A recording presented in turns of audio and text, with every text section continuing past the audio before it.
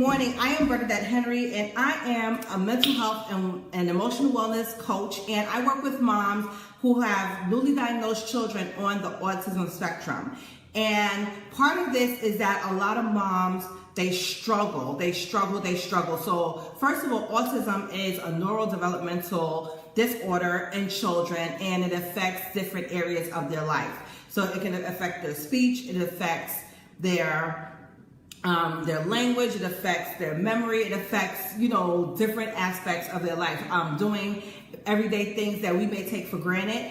And with autism, there is a spectrum. So there is like a low end of the spectrum, and then there's a high end of the spectrum, and everything in between. So autism in each child will look different in each child. So no two children that has autism is going to act the same at all. So some things that you may see this child do, you may not see that child do. So this is a reason why you cannot generalize everyone that do have autism. So, and also too, there's not just one sign or 2 or 3 signs that will say that your child has autism. There's multiple signs, and for a prolonged period of time before a child is diagnosed. Now, with autism, children are usually diagnosed between 18 months and 2 years old. If they're a little lower functioning, maybe there may be the signs may be seen sooner,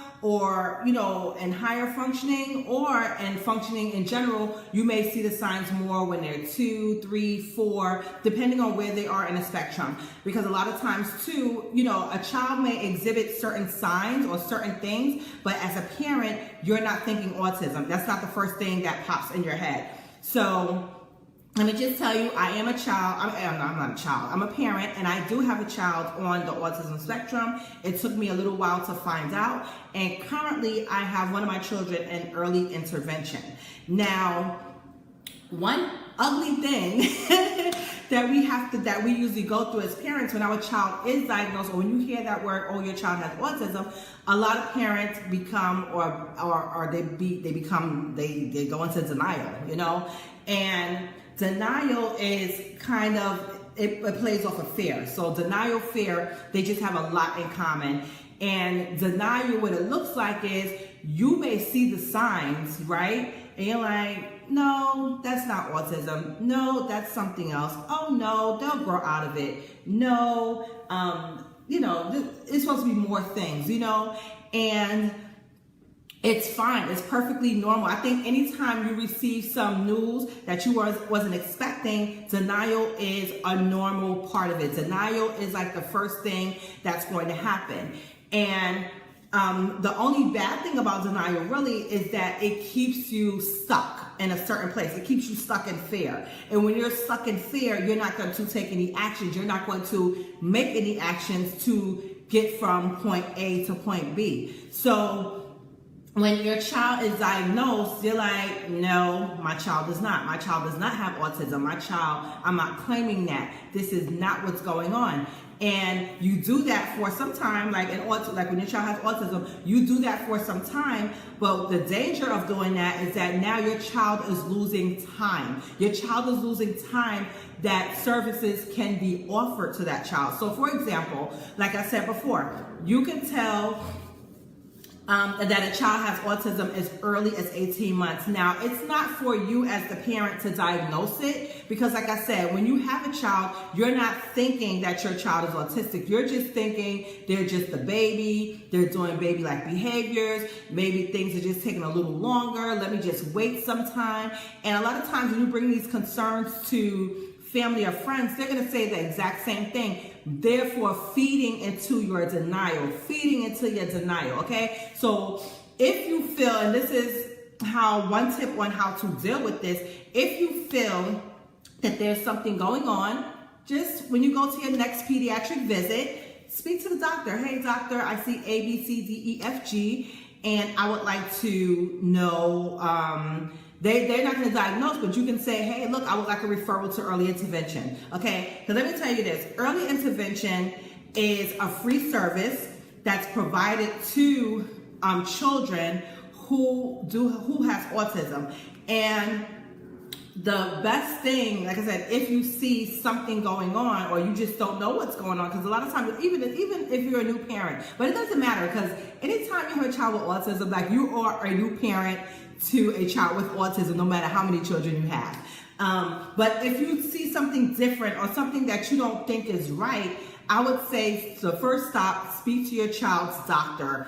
Ask them for a referral for early intervention. Sometimes a lot of doctors will dismiss you or say, no, nothing's going on, everything's fine. Look, early intervention is free. Early intervention is free. So if you feel something is going on, ask for a referral to early intervention. The earlier you step out of your denial, the sooner you can get your child's services. The sooner you can get your child's services, the better they can start developing other areas. So they can start developing their speech. They can start developing little things that they have to do, like well, they're not going to help them take a bath, but they work on these things through books, through teaching, through repetitives. You will learn, or your child will learn these things, and it will help them develop faster. Even if the final diagnosis is autism, it will give them the tools that they need to start doing the things that they need to do. So, for example, my child, my 9-year-old, someone told me that he should be, he should get evaluated for early intervention. I was like, no, nothing wrong with him. And that's even thinking autism. I didn't even know why she told me, but she told me because he wasn't speaking as much as he should at that time at the age appropriate level at 2. So then finally she told me again. I finally did it. He was denied. I didn't push it because still at that time I was not thinking autism, or I wasn't thinking that something was going on. And you got to realize too, during that time, there wasn't many people out here, especially online like you have now. You have a lot of people advocating and a lot of people talking about it. So even if you're not thinking about it, you may kind of have heard about it just because it's so much information and awareness out there now. So anyway, he was denied early intervention. I never pushed it, but it came later on, like maybe when he was 3-ish, I started seeing some things, still not saying autism, but I had to go and seek something, find out something, because something told me that something just wasn't right. So I had to go find something. And then, of course, I went into that mode of denial and things like that. But what I did do in that moment is I started looking up some information, and I didn't become too overwhelmed because it was already overwhelming in addition to everything else I had going on in life. So what I did is I went to the schools, I went everywhere that I could to get information and to start the process of helping my child. And that is the tip that I can leave you of how to overcome your denial. Start to think about your child, and the worst that can happen is that nothing is going on. Like I said, early intervention is free. If you feel something is going on, get evaluated. If there's no problem, okay, fine. But you cleared your conscience and knowing that you took a step. Now, if your child is diagnosed with autism, kudos, you caught it really quick.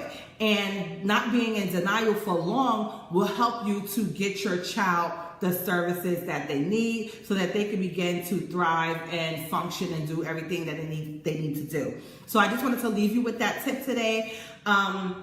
Next Sunday, April 28th at 5 o'clock, I will be having a webinar. I will be having a live webinar online where I will be talking about the 5 stages or the 5 feelings that moms go through when their child is diagnosed with autism. I will be going into depth with them. I will be going into how to overcome and, some powerful tools that you could use to get your child the help that they need and the support that you need, because at the end of the day, it's all about you, mom. It's all about you, dad. It's all about coming out of that denial so that you can get your child the help that they need, okay? So if you have any questions, feel free to leave them here in a comment. Once again, I am Bernadette Henry, mental health and emotional wellness coach for